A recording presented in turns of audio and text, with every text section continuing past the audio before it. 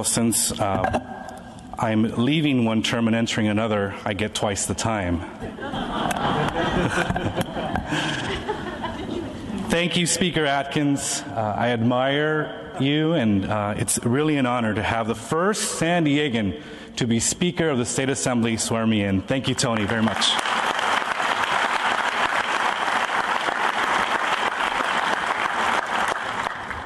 Seems like it was just yesterday we were here. I was addressing you in my first term on the City Council. It's been an amazing 4 years. It has been an honor to work side by side with so many of you. But I have to say that without the support of some very few individuals, special individuals, I wouldn't be standing here today.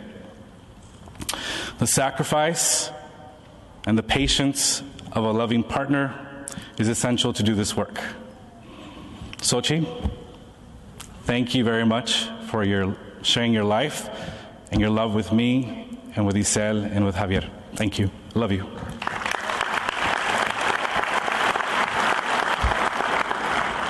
Para mi papá, muchas gracias por todo su amor, su sacrificio y su apoyo hacia mí y a la familia, no solamente los últimos 4 años, pero siempre. Gracias, papá.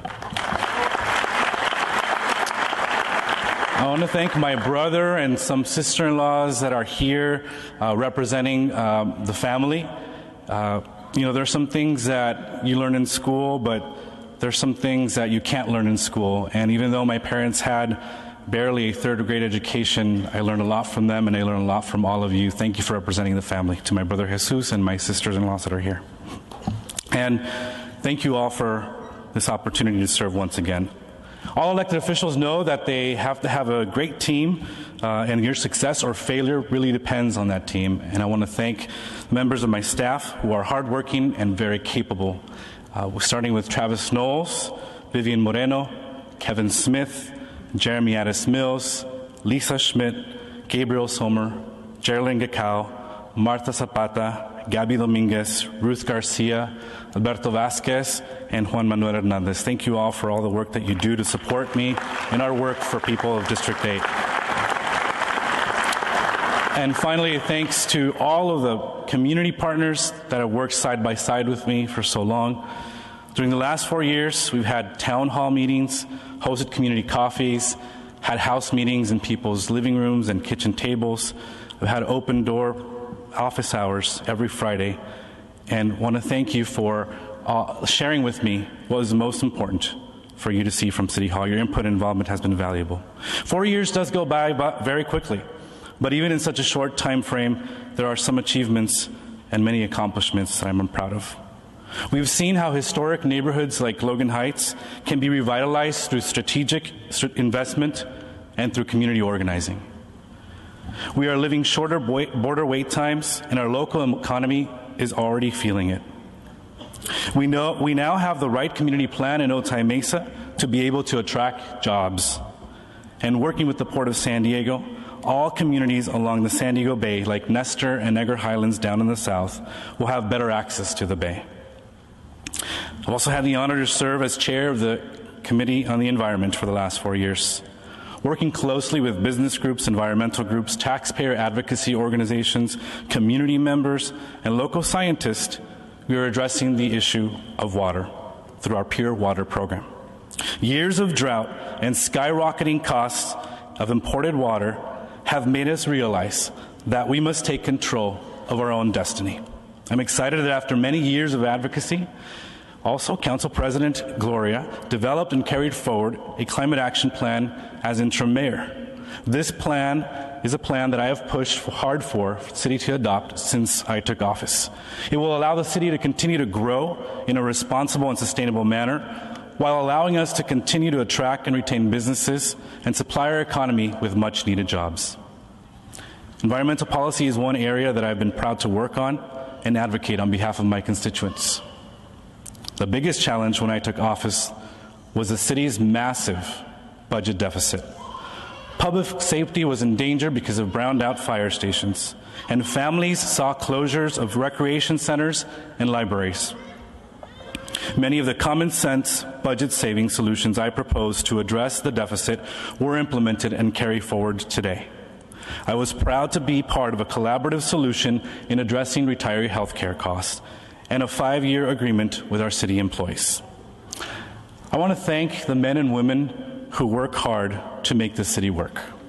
Please join me in thanking and recognize our city employees for all they do in San Diego.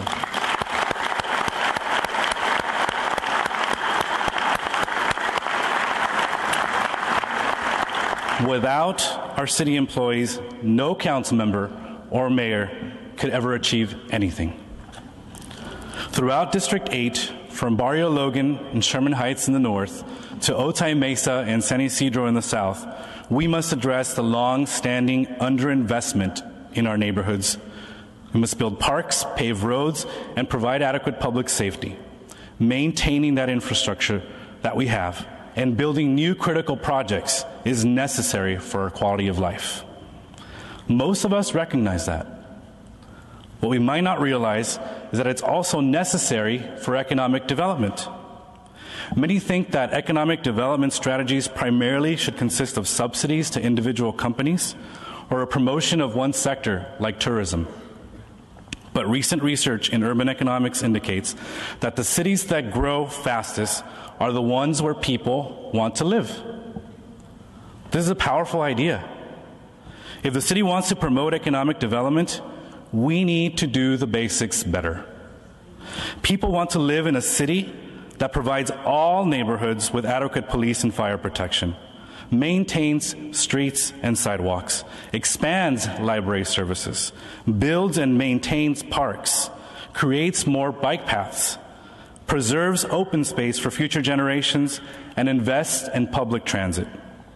If we focus on doing our primary job, we will attract and retain job creators.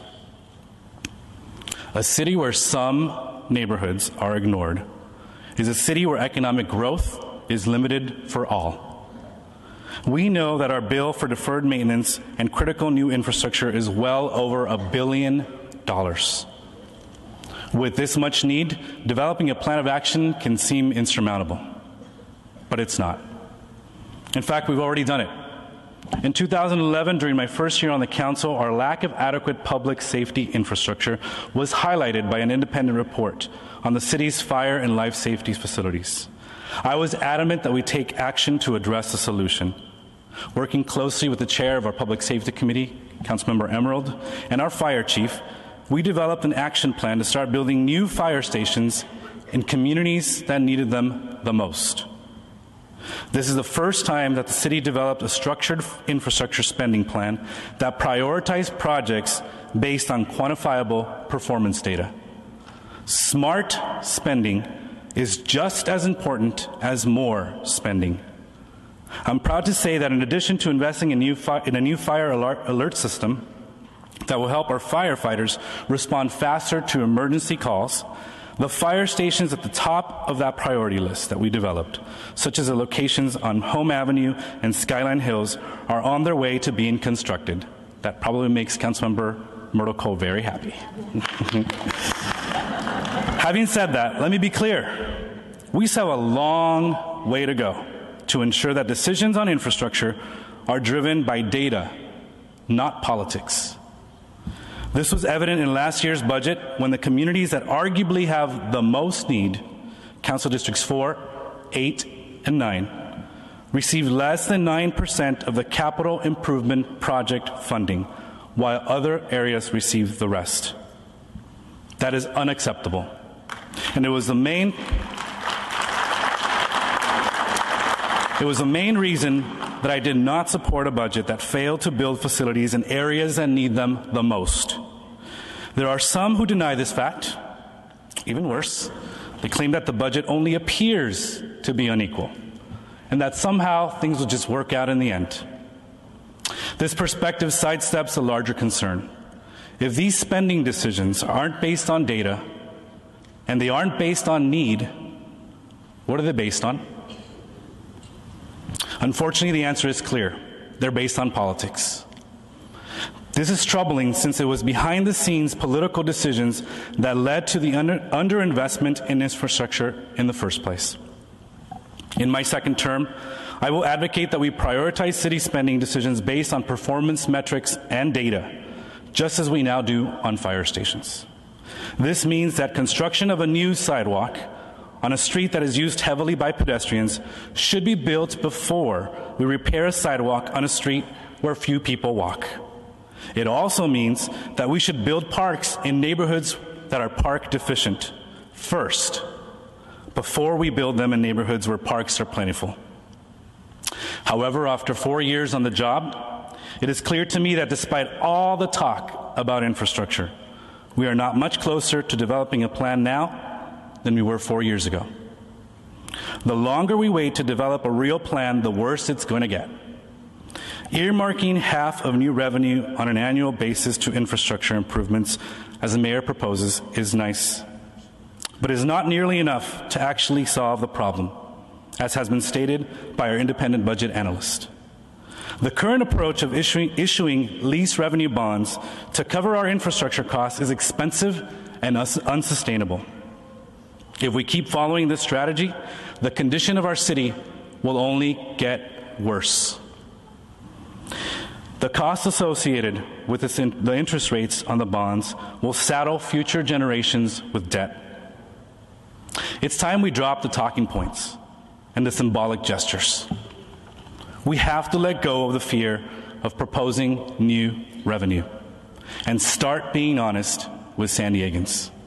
We need to be open and transparent in our plan to fix this problem. The public has a right to know and will eventually have to vote on any real financing solution, as other cities have already done throughout this country. I know that the communities that I represent are tired of waiting. I'm tired of waiting. It's time for real leadership. In my second term, I will begin a process of neighborhood engagement to develop a solution for the neighborhoods that I represent. Only through strong community process can we ensure that our goals are accomplished and that we are heard loud and clear at City Hall. I'm looking forward to this dialogue so that we can develop grassroots solutions that will actually make infrastructure improvements a reality in the communities that haven't had the benefit of seeing projects built for years. This process is the only responsible way to fix the infrastructure problem that exists in our city. The responsibility of continuing to serve you is tremendously exciting. The next 4 years will bring a great promise to the betterment of our neighborhoods. We will continue to grow our city in a fair and sustainable manner that will preserve our beautiful San Diego environment for future generations, while also providing the facilities and infrastructure we need in our neighborhoods. Thank you for your support over the last 4 years. I'm really excited to get started on the next 4. Thank you very much, everybody. Muchas gracias.